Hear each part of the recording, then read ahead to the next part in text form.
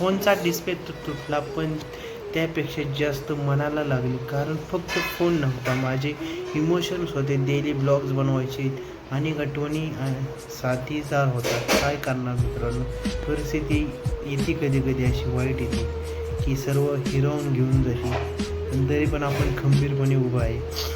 काय करणार, नशिबात आहे ते होणारच. सक्सेस जवळ मिळत नाही तोपर्यंत प्रयत्न करत राहायचं. आयुष्य इतकं भंगार आहे ना, जेव्हा आपण मेहनत करत नाही तोवर काही होत नाही.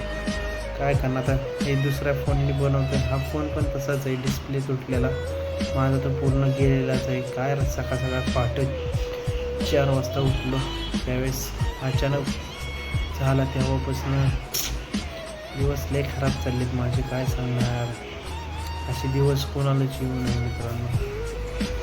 जय श्रीराम, गणपती बाप्पा मोरया.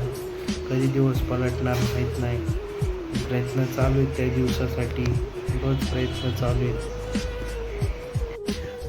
तर बघू शकता आपल्या मित्रांनो, आपल्या ह्या फोनचा डिस्प्लेच गेलेला आहे, सॅमसंग.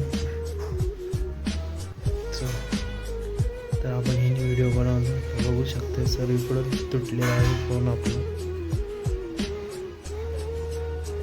तर इतकी परिस्थिती वाईट चालली ना माझी. काय आज दिवसभर असं वाईट चाललंय. मधनं स्क्रीन कशी होती बघा.